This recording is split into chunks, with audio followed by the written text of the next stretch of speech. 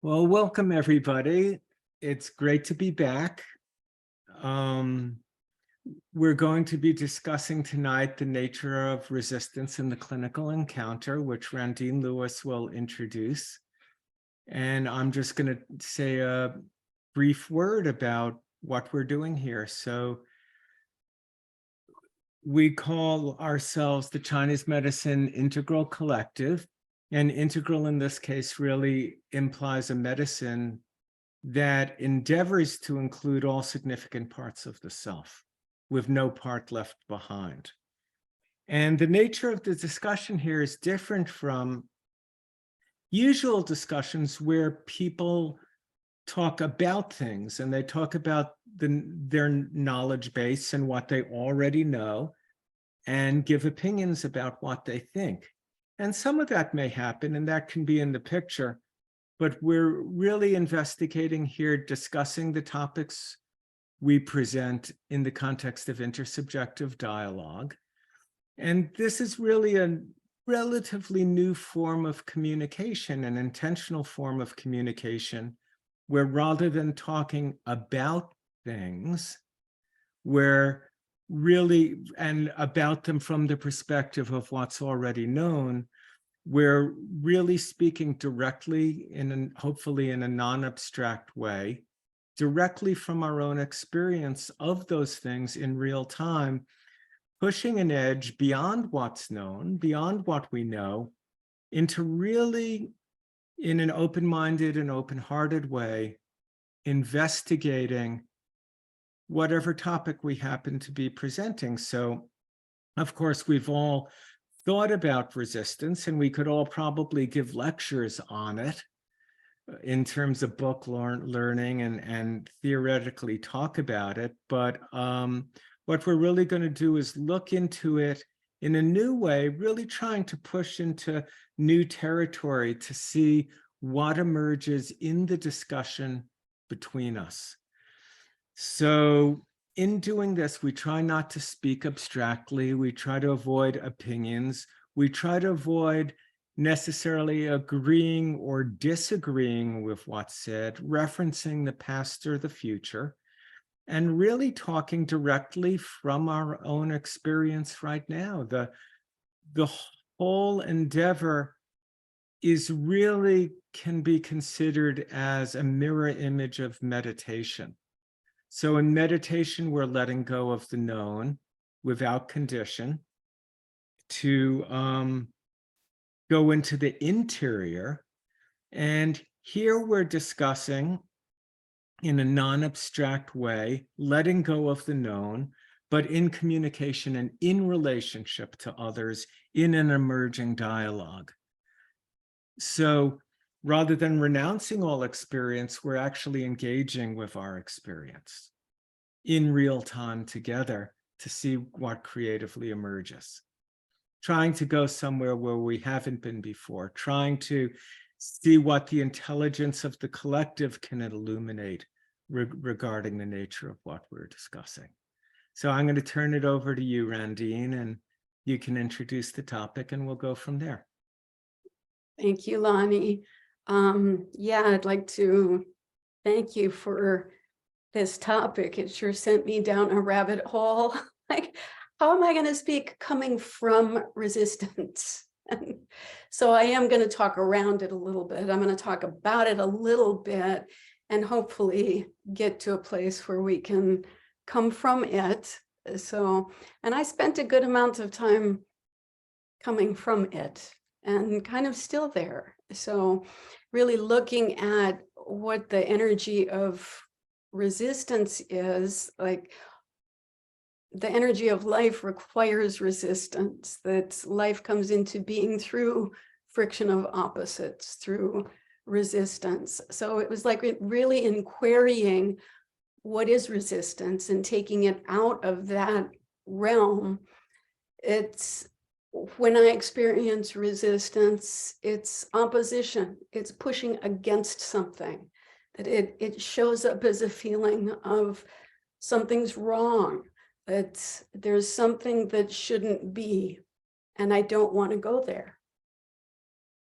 And so yet the Tao is a path of non-resistance, and its movement is yielding.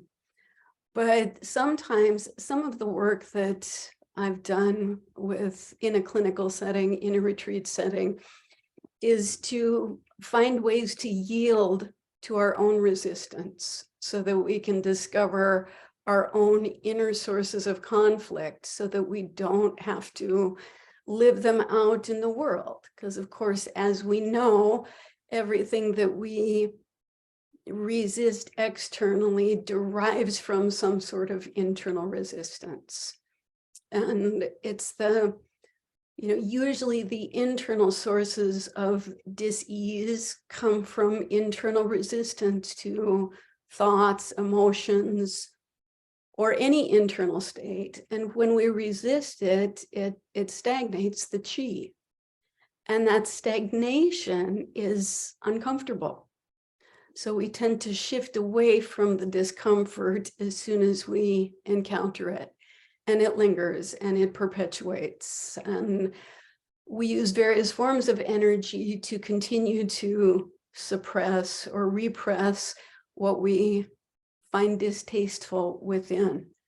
So I was just thinking myself, what are some of the things externally that I resist?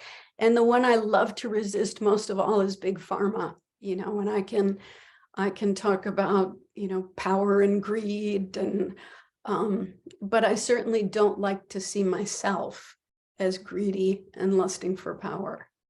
And yet it's there if I get past my own resistance. That's what I find. There's no separation. And so, I really have been inquiring of, how the sense of separate self is predicated on resistance. Like resistance creates the veil. And if we get beyond, or if we aim to get beyond the grip of the egoic operating system, we've got to plumb into the depths. And evolution is an inward process where we encounter our own resistance. So in speaking about it in a clinical setting, I thought I would just kind of invite you all have your own cultivation processes, but if you'll humor me, to go through a process together where, just let's start externally. Think about anything in your world that you might be resisting today. And anything, it doesn't have to be in this day, but in this moment, something that comes to mind that causes resistance. Is there anything that feels like it's wrong or it shouldn't be? And instead of looking at what the resistance is about, just take note of the resistance itself and how it feels and some of those qualities.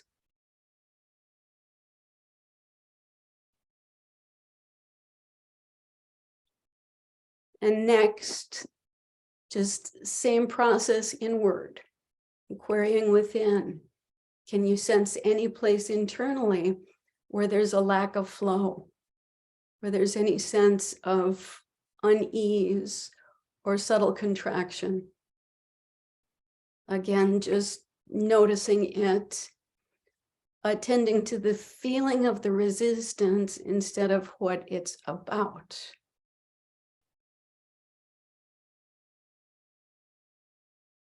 And if there's any discomfort, just stay with it.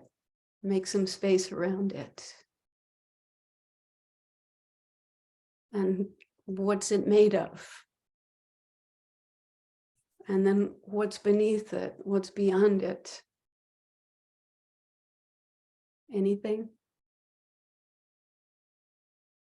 So there's my introduction. So that we could all come from our own various forms of resistance. And in that, in this collective, that I look forward to hearing your shares.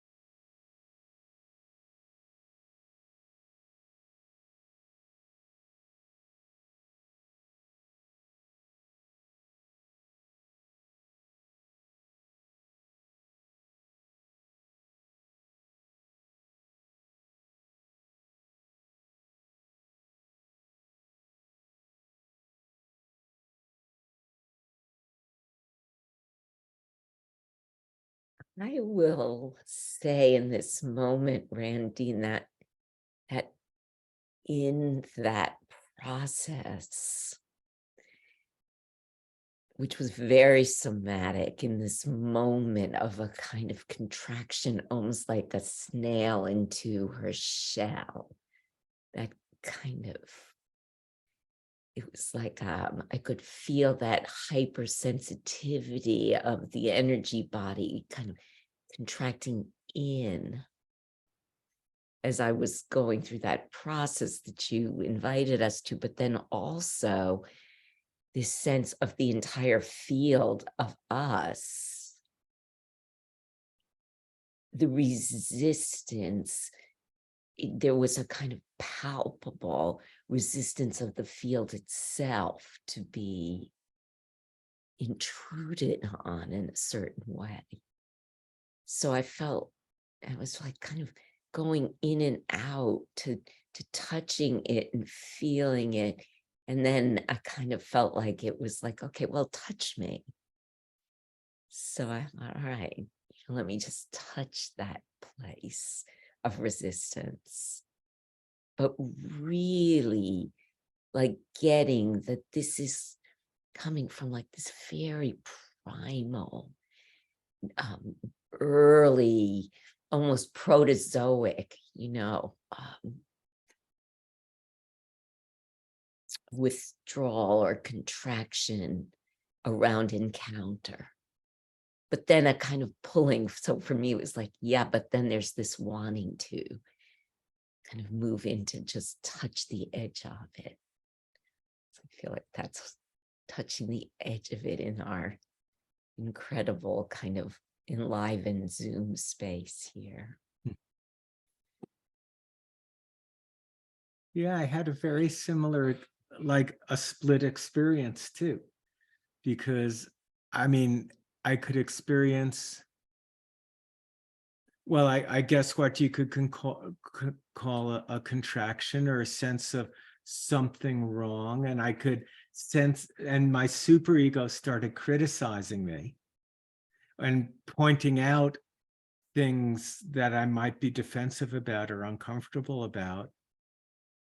And then, but in the face of that too, the other side of the experience is I've learned, my own experience has revealed to me that the only sign, that the most compelling sign I have that I'm actually at an edge of growth and development is resistance.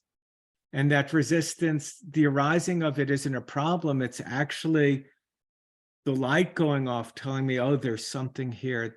And beyond this, my intuition can reach into the edginess of it and sort of the frothy potential of growth in it. And then beyond that edge that my intuition can reach, there's just the unknown. And that unknown is the potential of the future self to grow, to be more whole.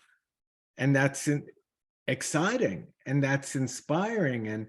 And so I can feel the pull back and there's something wrong and I don't want to go there. But definitely overriding that is like the anticipation of the sense of adventure, of greater wholeness beyond that boundary of comfort.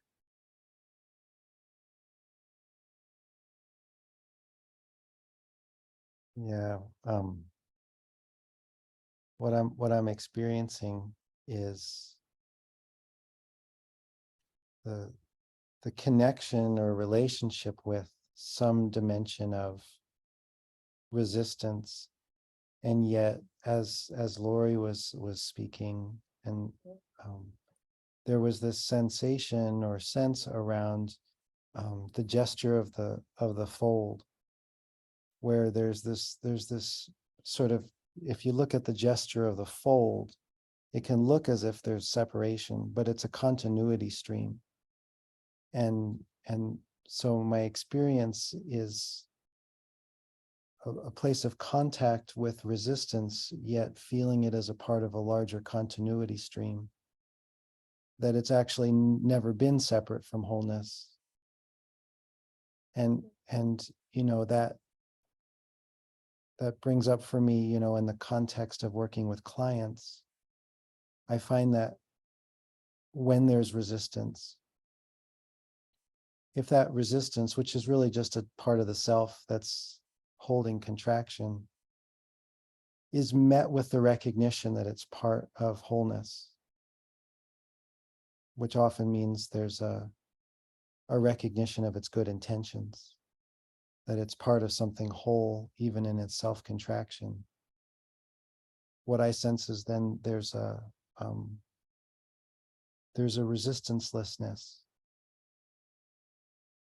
even with maybe the remains of the sensation itself or the posture itself, but there's a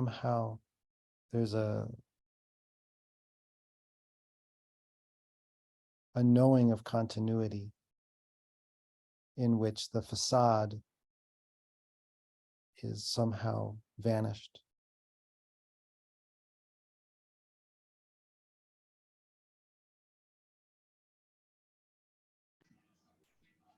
So just thinking about what Alexander just said, it's interesting to me because there was an involvement of another in the witnessing of the resistance. And I feel that that's very important in our medicine as practitioners, that because there's a witnessing in a field of love, there can be further unfolding and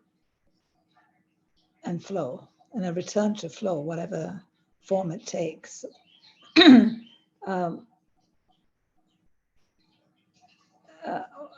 I feel like, you know, in my own particular form of resistance, if it's not met by another in a loving way, or even a word or something that can stir that resistance and add to it and potentiate something else, it's easier if that happens. To have someone else, a sound, a word, a feeling of a field, to allow that unfolding into a different form of a fold or an evolving.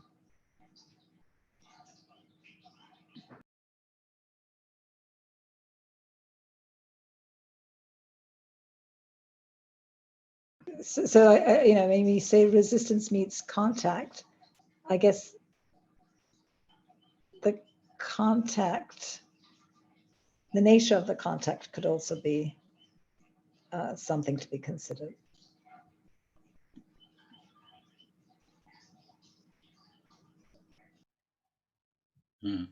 Yeah, the container of that process.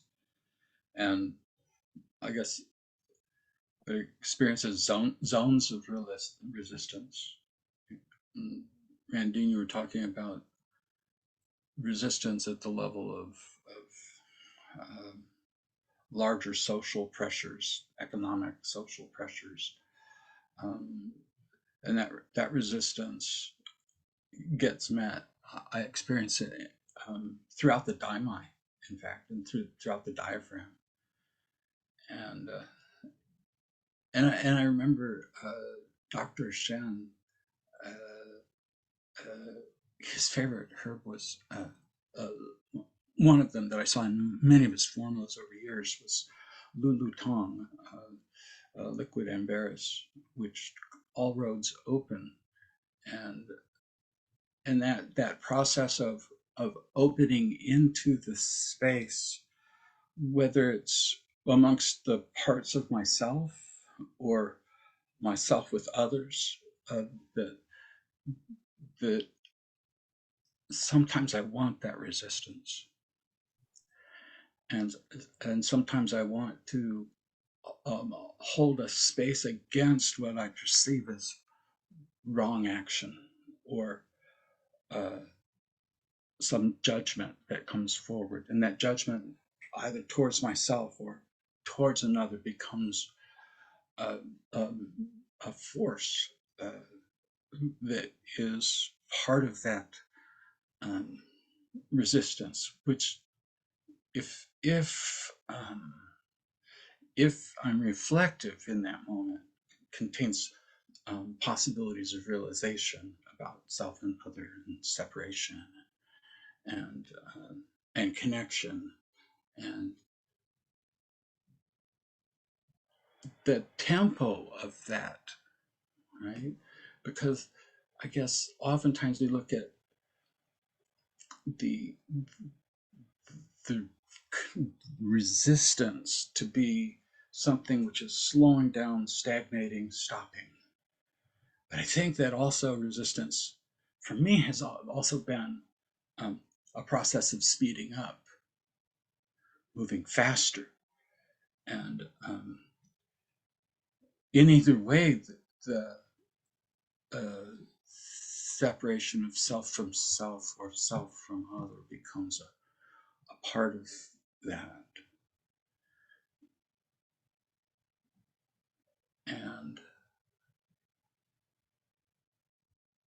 And if I'm at my interior and taking some tea, then I can take an interior warming agent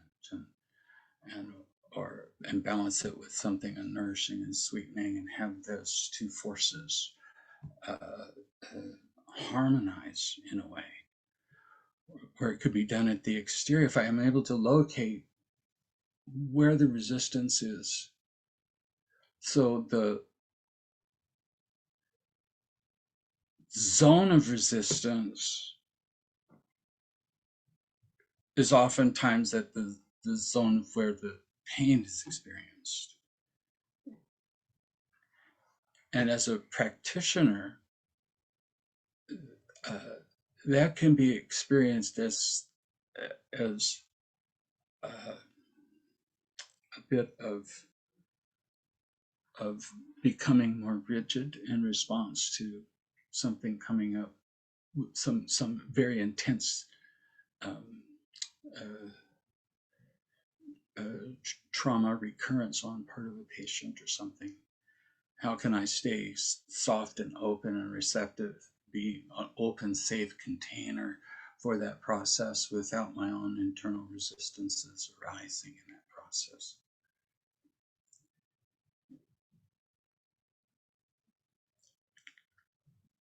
So it becomes a what is resisted? Why is it resisted? Where is it resisted? In the body, of course, oftentimes muscle structures are the tools.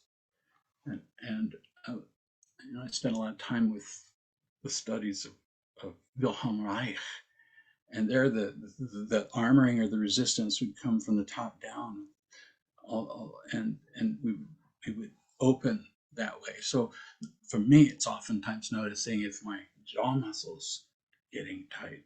Am I successfully keeping myself from saying something that would be really, really not wise? That level of resistance. And but on the bottom line, it's the avoidance of a pure essential awakening of spirit. And in that moment,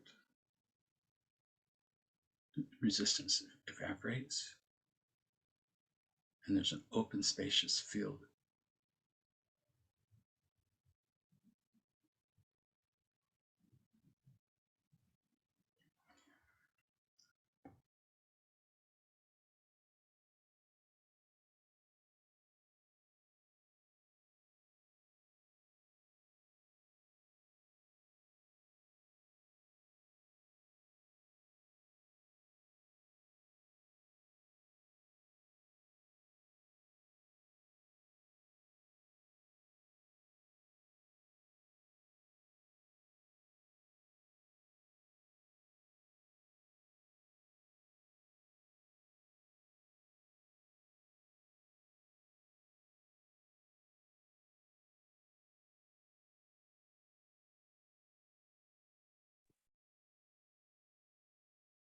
When I go into the resistance and feel it internally, and it can show up various places, but most recently now it was like in the chest and feeling it in the chest. And when I move into it fully, it has that process of evaporating. It just, like, the edges of it go away. And this is something where, where you take the focus of awareness and, take that Shen directly into where the resistance is, and there's no resistance. But if I perpetuate the story of what it's about, well, I'm feeling this because of this, and it's because my mom did this, or I grew up this way, or whatever, I don't have access to piercing into it, where the resistance, when it's not resisted, turns into non-resistance. So. Which I think really beautifully illustrates that notion of contact, and what is the form of contact with which something is being met.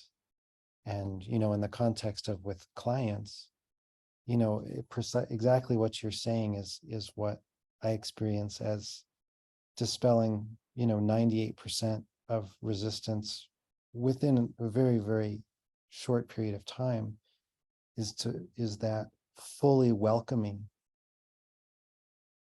of what's arising. Oh, tell me more about the part of you that hates this, that wants to stop suffering now, that's annoyed that this is your 5th session and you still have a fill in the blank. That recognition of inviting differentiation. This is a part of you that's resistant, and I fully welcome it and love it so deeply. What else does that part of you want to say? Immediately undoes the road blocking. It is a meeting, but it's a meeting that invites motion, rather than, well, it's your fault, you're a treatment failure, or, you're just not doing enough to make this stuff work. And, that's a different way of meeting. So something about the aliveness of meeting with allowing that can transform a quality of movement that is spiraling in the form of stuckness into something that's now allowed to bloom again and show its true nature that resists. I mean, I think the invitation here is, what is the nature of resistance? We could even add the word true.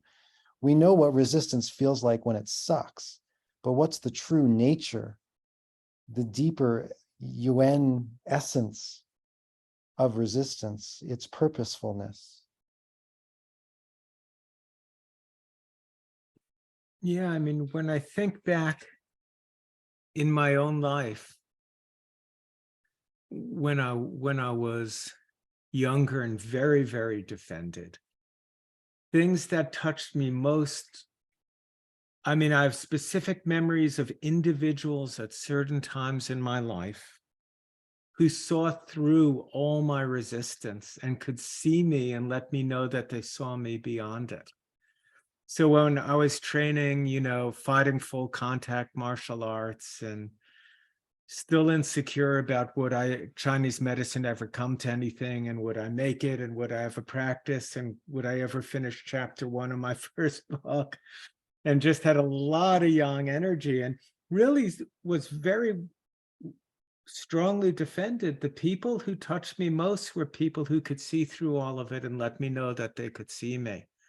And I just remember instantaneously feeling layers drop away and my heart being so deeply touched that they could see me through all of it.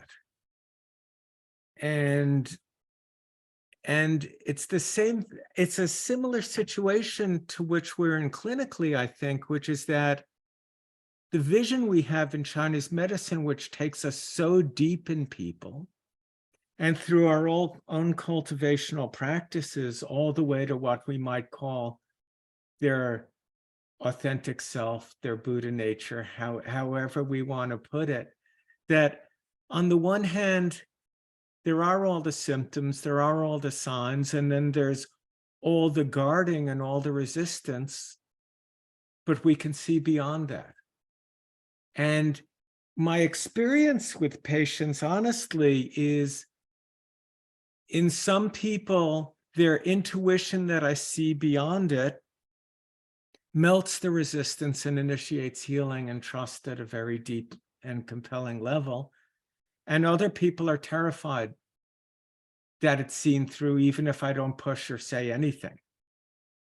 I mean, I've literally had patients, I've literally had, brief conversations, have them cancel all their appointments, and then call me 22 years later and say, I'd like to make an appointment. And they come in and they say, I saw you 22 years ago and you saw right through me and I wasn't ready. But now I'm ready.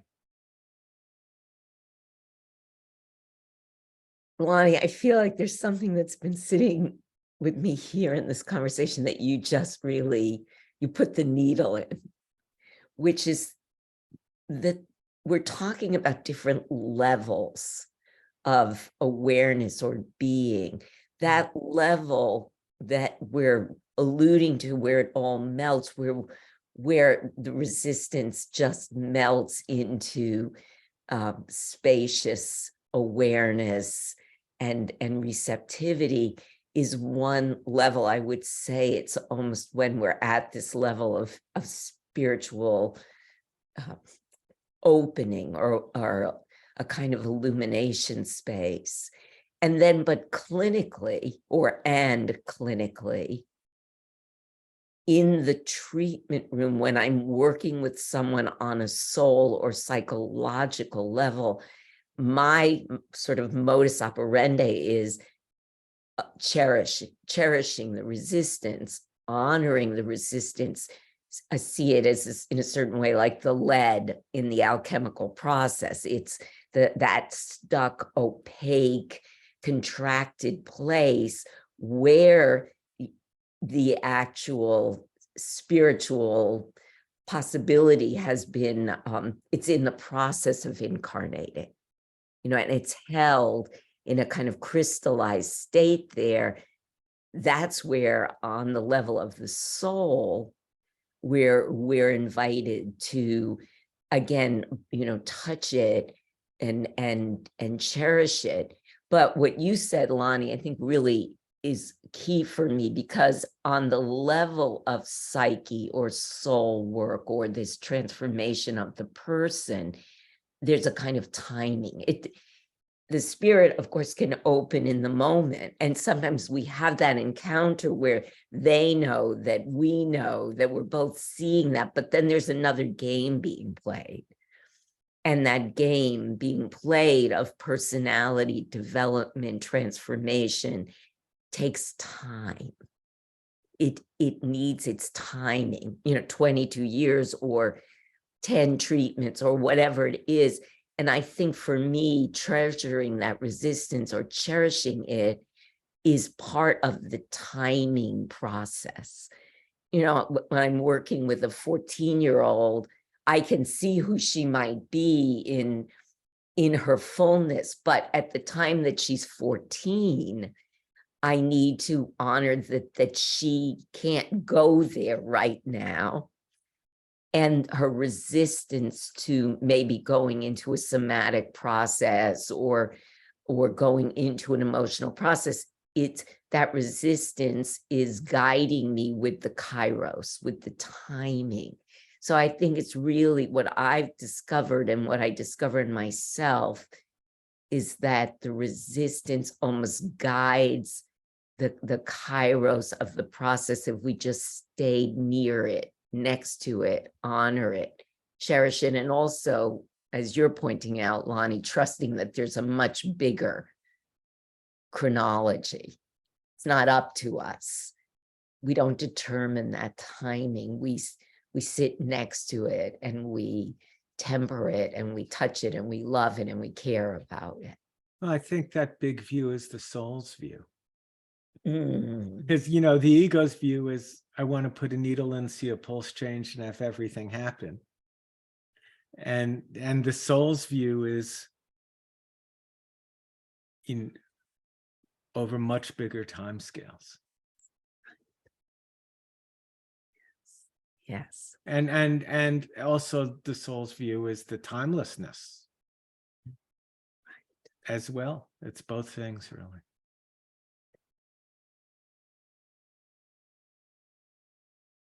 Lorie, I think that the idea of cherishing it, using the word cherishing it is important.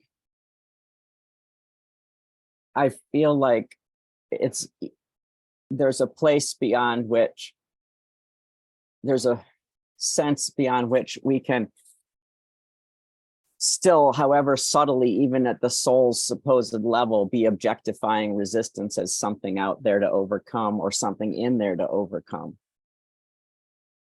And that simply the act of recognizing that wherever a resistance of some sort, if we call it that, I'm voting for no more resistance. I'm voting for abolishing the term and recognizing only growth, only evolution, only movement, transformation, and change at different scales of time. And I think equally must be also articulated that in addition to those scales of time, we have our individual scales, we have our societal scales, we have our scales of consciousness, and we also have all of the manifestations of those. And that our resistance arises in those contexts equally, internally equally to all of those things, externally not equal, externally in different circumstances. That when we're encountering that dyadic moment in the clinic, and if we are able to ignore the larger meta structures that are impinging upon that moment in which a person is doing the best that they can, that the resistance is the best one can do, regardless. And that, again, the scope of the entirety of that is so vast as to be beyond the ken of a human being.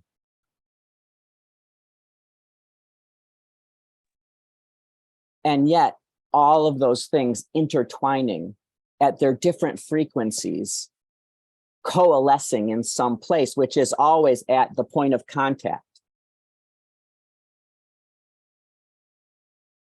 And that the moment we're separating out to regard that as a resistance, we've already separated, however simply. And whether that's our direction of it internally towards our own or towards that in another. And then the question becomes, how do we take it out of any abstraction and in fact, like exude that quality, allow that quality of that acceptance and that cherishing to actually be something that materializes in however subtle a way as a tangible, visceral response.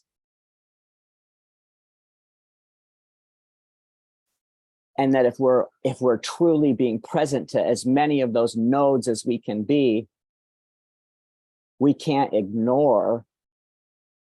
We can only ignore. There are things that we can only ignore due to our privilege.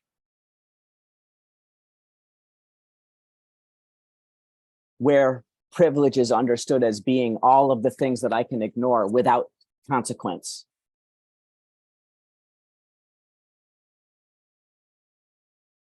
And yet maintaining, again, that whole scope that recognizes all of those different aspects operating according to similar pattern. And thus identifiable.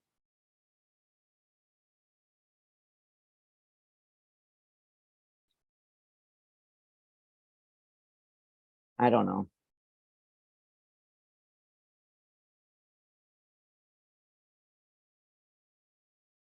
It's a potent question. When Lonnie, when it came through my email, I was like, oh boy. I But embrace this. in the last conversation I had with Leon, we talked for an hour and a half with Leon Hammer, who was my teacher, Vasanthi's teacher, Brandt's teacher, and Will's teacher, one of our teachers that we four share. Leon was adamant that Freud invented the concept of resistance because he couldn't sell any of his theories without it. And that actually Leon's convinced there is no such thing as resistance, and that anything that appears that way is easily overcome with love. Exactly. That's what was coming up for me also as you were speaking, Brandt.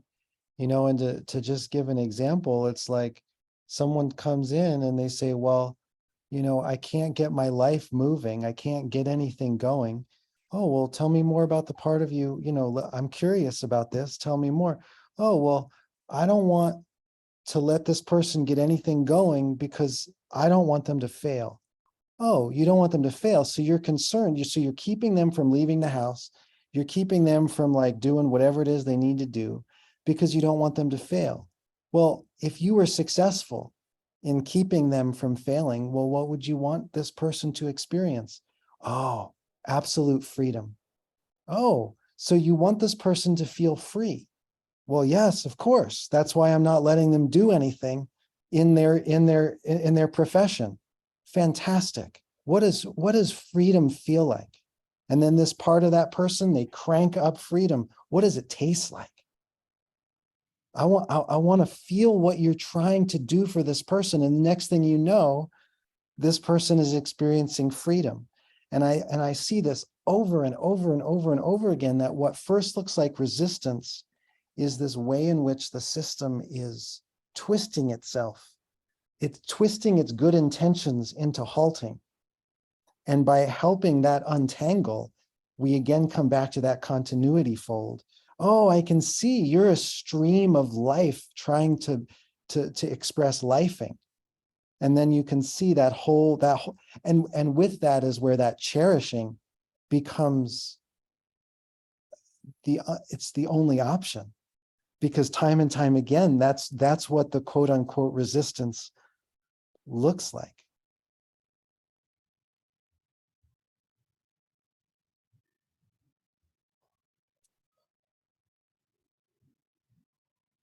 I'm still grappling with the topic of resistance. I think I'm resistant to the topic, as maybe heard that as a German man, that I'm too resistant to overcome the metallic cultural nature of that. After listening to all of you, the what I feel like, Lorie mentioned something about lead, right? The lead is the antipode to the mercury, is another way of saying yin yang. And I think resistance and this dissolution of resistance is also yin yang. In Chinese, that's called bianhua. So you've got that emergence of the material world in springtime, where things are not only born into their materiality and into their individuality with their boundaries, where we feel like there is this resistance we have in the material world, where one thing is touching the field and the existence of another, and where there is separation and differentiation, and where change is being, where individuation, where all of the energy goes into that. And the Germans, they, together with the Swiss especially, are very good at that, at building cars and watches, and kind of having this monumental boundary producing kind of materiality, and perceiving and identifying the resistance as something, including the unwillingness to maybe change your hard-won opinions about and philosophies and thoughts about something. And so that would be the bien, the kind of something emerging out of nothing. But then just as nature has fall and has winter, where the material world dissolves, there is that counterpoint to the resistance, which is the dissolution, the transformation. And I think it's all in the Chinese put that beautifully with the earth element, that while metal might be structure and earth on some level, right, in clay pots were they containers and they keep something separate from something else. And I built an earthen wall and I built my house. I feel content and contained and safe in my separateness. Earth is also about transformation. Everything that dust to dust and ashes to ashes, earth to earth, nothing is as digestive and transformative as the bacteria in the earth. You put any material thing onto the earth, as long as it's not something unnatural as plastic, it will digest that.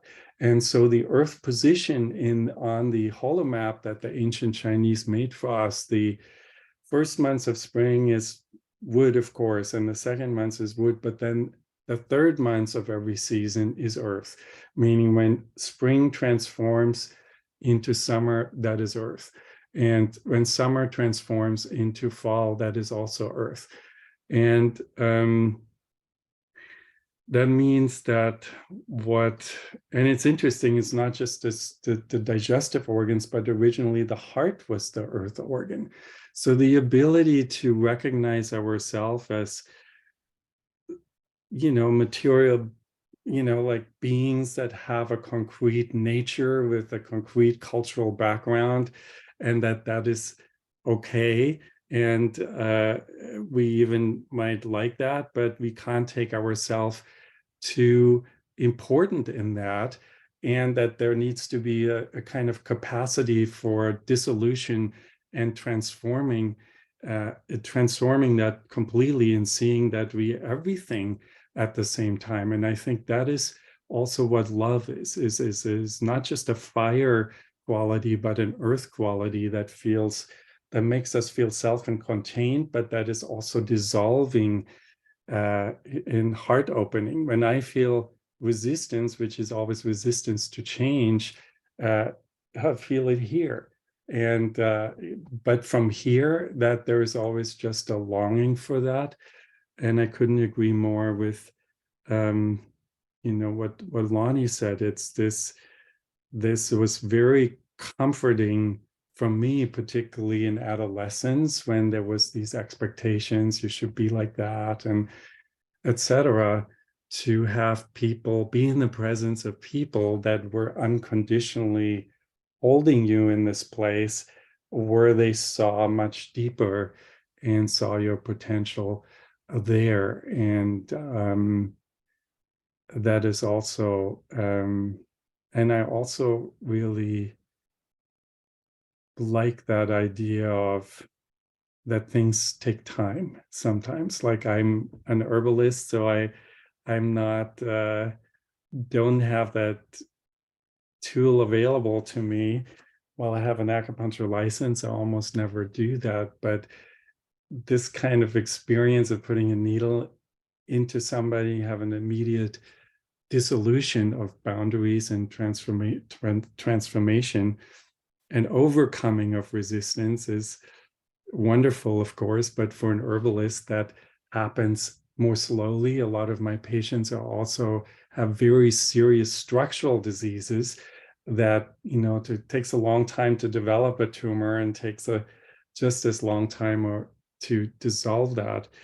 And so I find myself in that space a lot when it comes to not my own resistance, but the resistance in my patients, to hold them in that place where they want to either stick to have their cake and eat it too, to stick to want to get better, but be not wanting to relinquish lifestyle patterns, or even take the herbs, too many capsules to take or something. I always forget that kind of thing.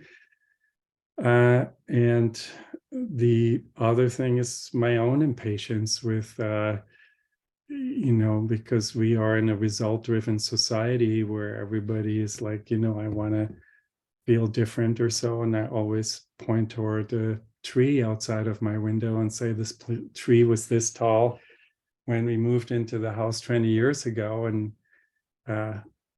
you sit in front of that, you see nothing, but now look at how tall that tree is 20 years later. And so I can assure you, things are always happening, always transforming, but nature has its own time. And yeah, those were some of the thoughts coming to mind there, but we're arriving always at the same conclusion, it seems, when we talk. It's love is the solution to all of those things, and is without that vitamin L there, nothing can really happen in ourselves as well as the patients.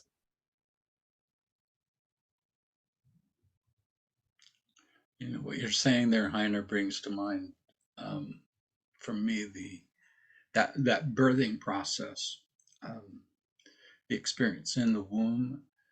At first, there's no resistance, and then pretty soon, the organs are getting in the way, or for the mommy, the baby's getting in the way of organ functions, and then finally, there's enough resistance that there's got to be a change, and the contractions begin, which creates more resistance.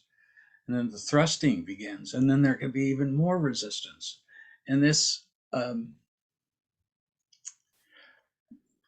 final freedom doesn't necessarily provide any guarantee that experience doesn't recur when one changes, makes transformations in life. And so for my kids becoming teenagers and their need to create resistance against the parent in order to become a self, I embrace resistance, and I think that the resistance has been important in the history of the world. The French resistance, the American resistance, these social phenomena are non-different than our internal phenomena, and we go through cycles where we must take a stand, and with ourself around some feature that needs transformation, or with others for the same reason. I think that resistance is part of what makes a sufficient tension that holds a body together and holds a psyche together, that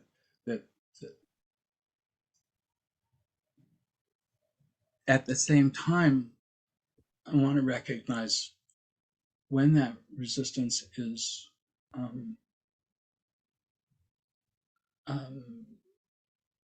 when I'm resisting the kind of change that really needs to take place, when I'm resisting the perception of the other that I don't want to hear. And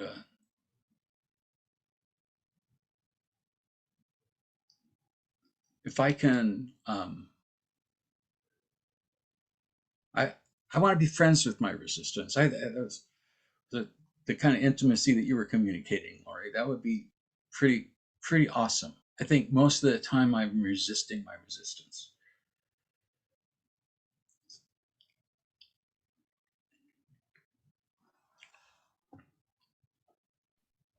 I love the way that you described it as, maybe that's what holds the psyche together. Like, what a beautiful thing. But I'm just loving this process of learning, immersing in the love and the cherishing of resistance, because it is such a fundamental aspect of life that we go through all of our periods of transition, moving past the resistance into something else. And I forget to love it when I'm in it. because I feel the discomfort and I want to back away. And I forget to love that thing. So the more I practice loving my resistance when it's not big, when it's little, then maybe when it's big, I can remember to love the resistance, to cherish and embrace the resistance. And it's so potent, just because the largeness of who we really are, right with the littleness that we really are, those together, like they need that expansion, they need that contraction. I need the resistance, and yet I resist it. So, boy, this has been beautiful. Thank you. Well, and I love in what you were speaking to, Will, because my experience is that we've been talking a lot about allowing the resistance and flowing with the resistance, and it's all this like, you know, flowy, going with, embracing.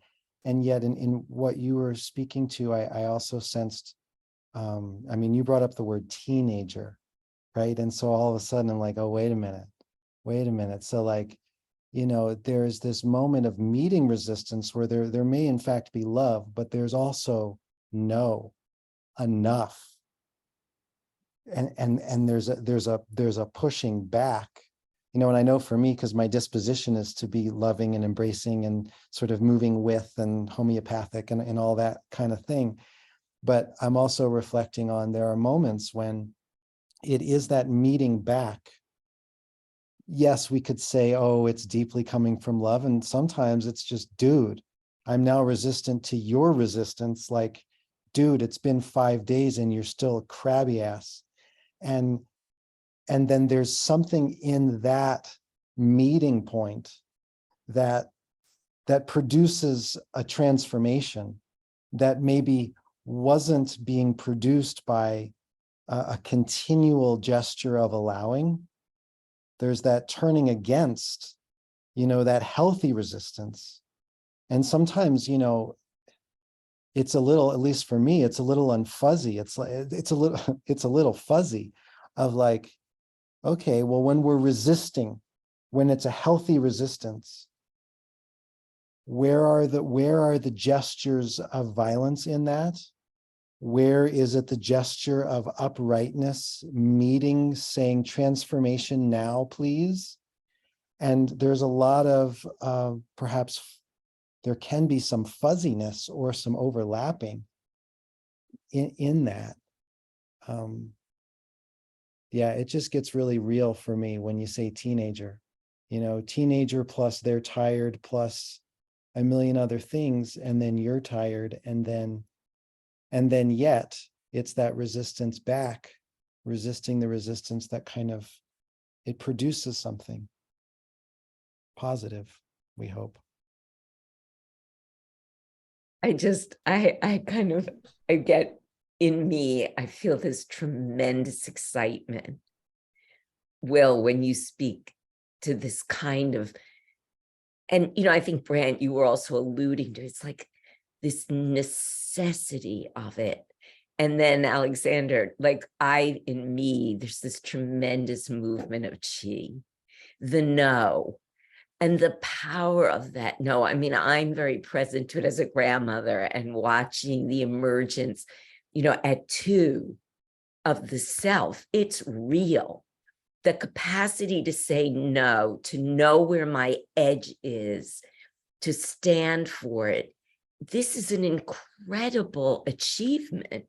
Again, in the largest sense of our spiritual awareness or the wisdom of the soul, of course, those boundaries we understand are temporary, but we're in it, you know, and when we talk about a clinical encounter, we are encountering the emergence of personhood. And at times for a patient to say no, like, no, don't do that point, or no, you know, this taste really, like my body is saying no to this, that is a celebration. even if I, as the practitioner, are like, you know, I don't want to deal with that. And yet to again come back and say, I cherish this because this is the person emerging. And I want to just circle back, Will, to what you said about Daimai. Because for me, you know, if we're looking at one of the places where the no, it comes to life, you know, it is in the gallbladder and the wood, and that can show up as a kind of holding pattern around the center that leads to the capacity to express the self. You know, when we open to that, even opening to say, you know, for me, it's, you know, liver 14, it's the gate of hope. It's the gateway to the next step. So again, to really celebrate and the excitement of the no, the power of the resistance to be a force of individuation, to be a force for in my time to exist. I feel like really important, and really important clinically as well, for us to recognize that. So.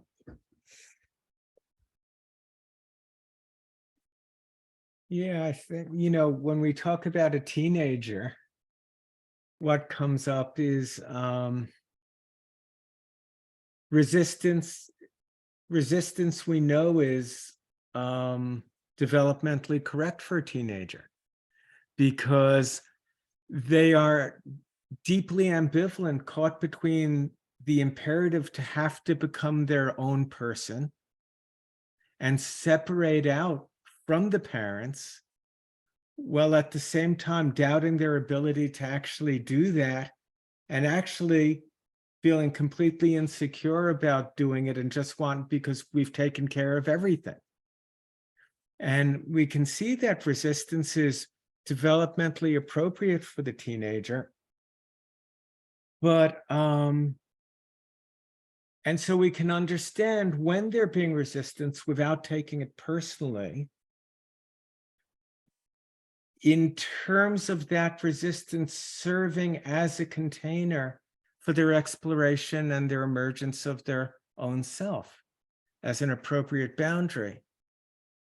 And on the other hand, there's resistance as just the irrational refusal to evolve into greater wholeness. The stubborn, irrational refusal. And the hardest thing as a parent, one of the hardest things I found, and as a practitioner, is to be able to hold the unnecessary suffering of my child or my patient.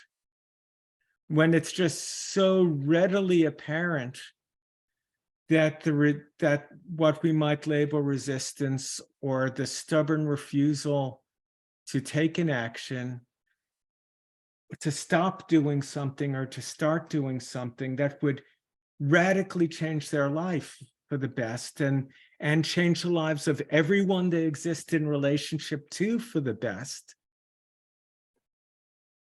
And they're suffering and others are suffering, and there's no reason for it, and we can see that there's no reason. And I think this is one of the deepest functions of love, is to be able to hold that in the recognition of the soul's view of sometimes things play out over weeks, days, years, months, decades, and lifetimes. And that,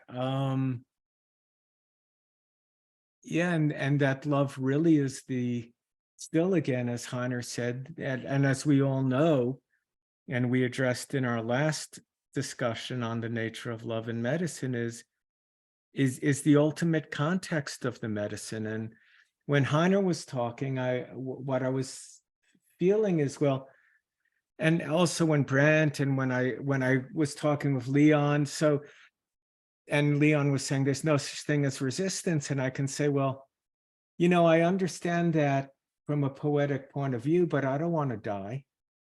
Not now. I'm really resistant to that. And there's always a resistance in the self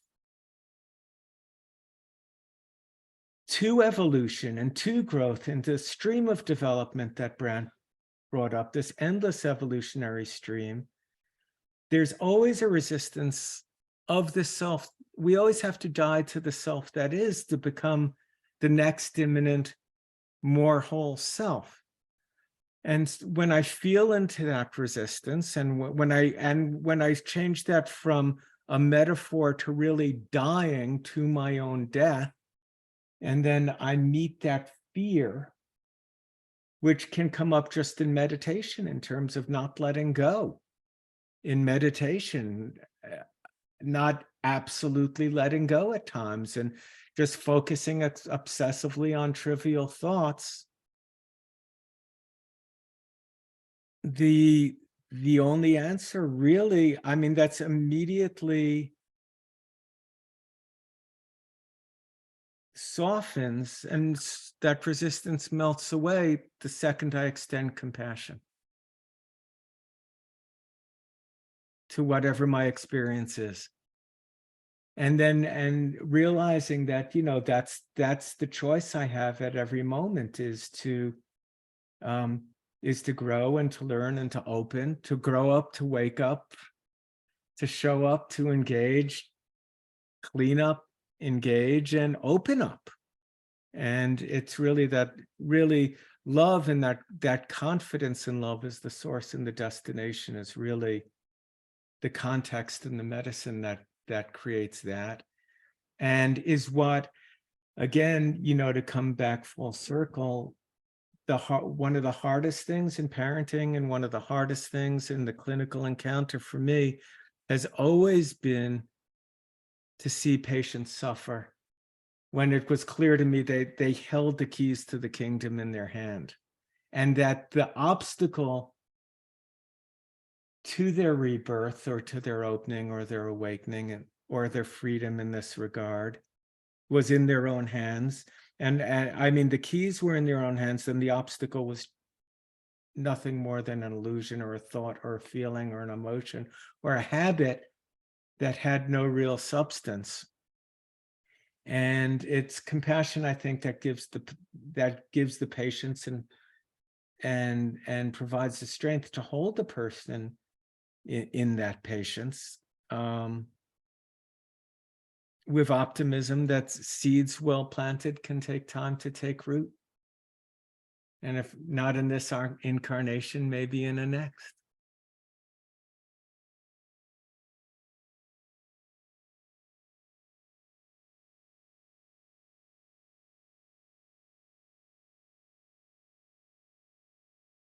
Yeah, that is another scenario. Lonnie, thank you for bringing that up, because it's one thing to feel your own positive resistance to something and being, in the sense of what Lorie was saying, proud about that, that you know your own boundaries and have developed them over time, or then overcoming resistance that you know is not good for you and emerging into new spaces or evolving.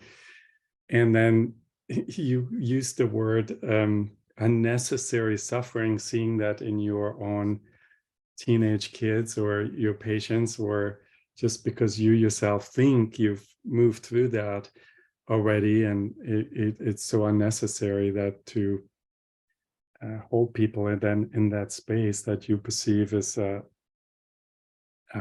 not necessary.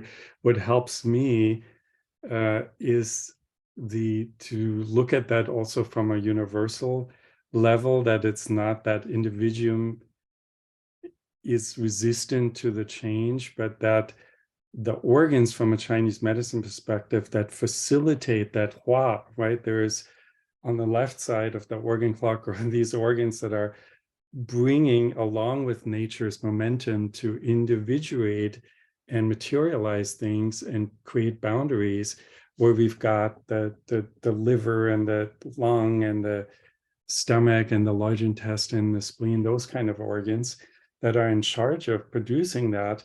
Then on the right side, we've got those organs that are in charge of the letting go of all of that and dissolving the boundaries and the resistance, and in the act of love somehow. And that the organs that are on those earth positions, in nature, at right the place where the transformation from one season to another happens, from winter to spring, that would be the liver right there in the 12th months of the year, Chinese months.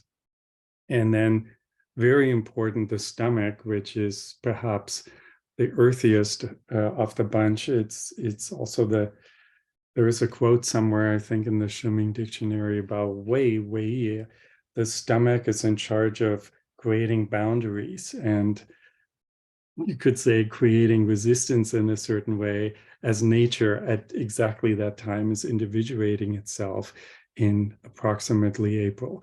But then opposite of that, we've got in the 6 months of the year, the small intestine, and in the 9 months of the year, the pericardium. So those are precisely the organs that are the sickest right now in our modern time. Who doesn't come in and say, I've got food allergies, I can't eat gluten, I've got celiac disease, I've got IBS, I've got leaky gut syndrome, I've got SIBO, those kinds of things, and for the small intestine. And then the pericardium sitting on that other earthly branch that's classified earth in the 9 months of the year, that's as close to the physical, that's another major fire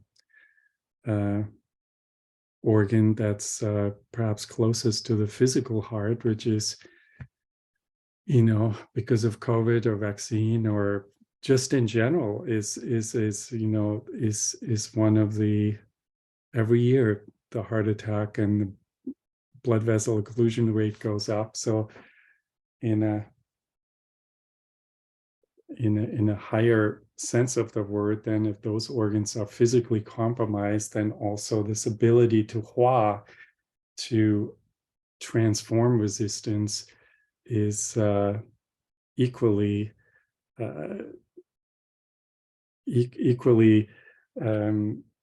compromised. And it either it helps me to hold the patient who is sometimes, according to my own ego, ridiculously resistant to stay in this incredibly narrow space, or if I perceive that the patient is themselves not understanding why they're so resistant, then explaining that to them, that it's really a story that our whole world is playing out at the moment, that they usually find that useful.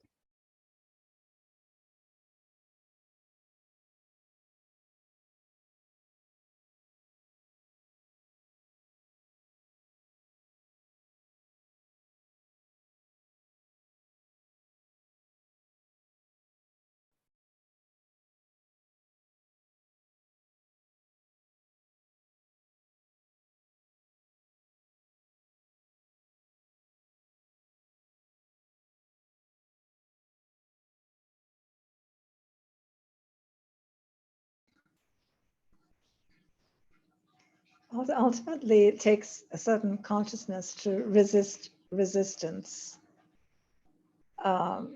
especially resistance that's been inculcated since birth, and survival mechanisms that dictate certain things.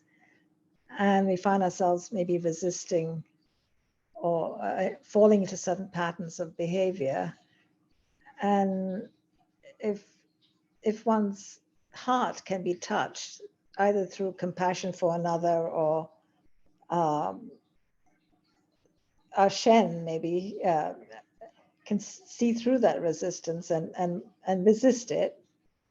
For instance, if somebody's pushing your buttons, not to act in a certain way, but to resist it, a huge amount of energy is released, which can lead to an unfolding in so many different ways.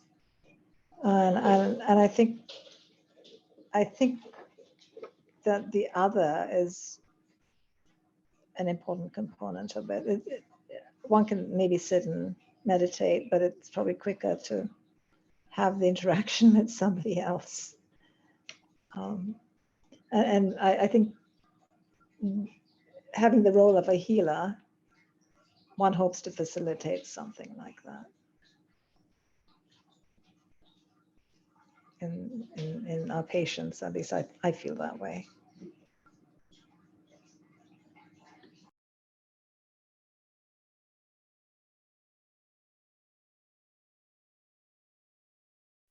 As usual, I think that we can look directly to the architecture of formulas to see the way forward. And as usual, I think that sits in the Jue Yin. And as usual, I think it's a Wu Mei Wan. And we need that bitter dissent, but we also need that deep warmth internally. We need to warm all of the cold Zong organs that are exhibiting their resistance due to their contraction, which is to hold their life within themselves. But we also need to stop the chi striking at the heart, and we need to stop the chi striking at the ministerial fire striking at the stomach to make a thirst. But we need something bitter to draw it down too. We need something sour powerfully to draw it in. All of the constituents of everything we've talked about, the love, the rebellion, the lack of warmth, the need for ardor, are expressed to us literally in that substance, the substances of those formulas, the tastes of those formulas, the direction that emerges from those tastes. Taste understood as the liberation of essence in an explosive moment of realization. And all of that in the formulas becoming flesh through the dynamic of the earth that Heiner was describing. And the further back we go, when we go back to the Shuowen Jades, the further back we go and see heart defined as the earth organ, that it's like telling us, draw this in, allow the boundary to make contact. The boundary aspect of the stomach that Heiner mentioned as a point at which we share that substance, we share that nourishment. It emerges out of us and becomes the very substance of our being, the physicality of us. The flesh itself, the flesh, the Merleau-Ponty flesh, the flesh of the embodied flesh, the flesh that touches the tree and realizes the touch of the tree.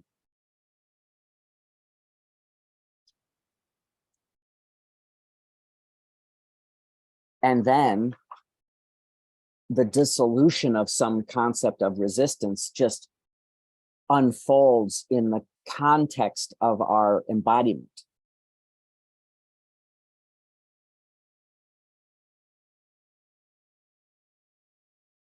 And scale that all the way through culture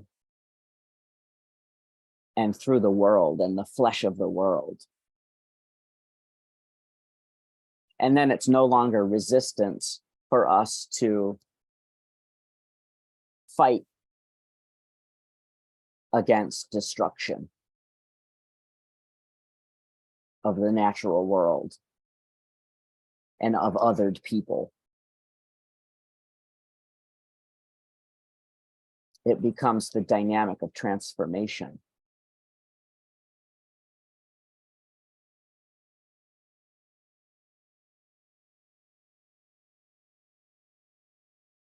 God willing.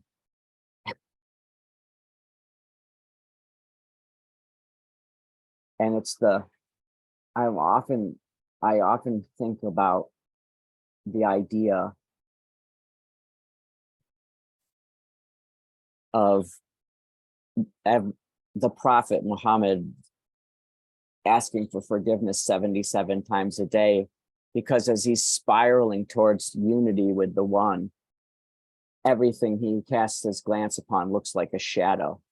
And taking responsibility for that shadow is to ask for forgiveness. And the directionality of that becoming where external and internal meet, and there is then a directionless space. And in that directionlessness, there can't be something as silly as resistance.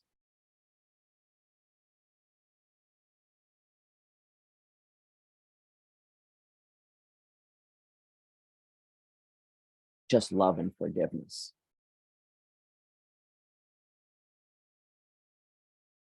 The earlier part of what you were saying was reminding me of this morning, when after 5 days of, let's say, I don't know, some teenage angst that was permeating through the household, I said, okay, enough. I'm not taking no for an answer. We're doing those Taoist practices that I told you, that I showed you before. So we're in the car. We've got 15 minutes to get to school. She's eating her oatmeal with her strawberries in it that I made for her. And I'm like, okay, let's go in, look inside your liver. Okay, smile at your liver. Okay, what's in there? Why don't you spin it and transmute it? She's like, well, what if I don't want to transmute it? I'm like, well, what do you want to do? She's like, oh, I want it to fly away. I want all that yellow stuff, the green stuff to fly away. I'm like, fantastic. And so she's eating, and in between bites, I'm like, breathe, and she's not breathing. I'm like, let me hear you breathe. I want to hear you breathe in. And when you exhale, man, let some of that stuff fly out. That's it. Of course, we didn't stop with the liver, but we did start with it. But it's Oatmeal? that You're saying oatmeal? it's that heartedness, you know, bringing in that ability to smile, because none of us were really smiling for a little while. And that ability to look at it and say, okay, it's time to eat our oatmeal and smile at this stuff that's floating around us that we've been resisting together. Now, what do we want to do with that? Okay, we want it to fly out. Yeehaw. And there's the love.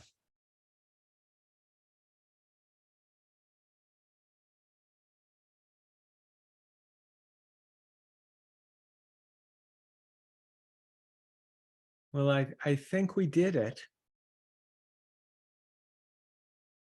Does anyone want to make a concluding remark, or shall we leave it there? You know, Lonnie, I feel like I want to come back as we close, because I'm so aware. Brandt, you said it. You said we said this was the topic, and it was kind of like, oh my, we're really taking this on. And I feel that the field from that first moment of silence after Randine, you brought us into that experiential, the field got really, there's a fullness and a kind of complexity to this field. And so and it's so full, and it'll take me so time to even unpack all of the ideas. And so I'm feeling that I just want to come back to Randine, where you invited us at the beginning, to that very simple, presence on an embodied level of that somatic feeling of the resist and then the surrender, and the resist. And then with each surrender is this movement into the new and the unknown.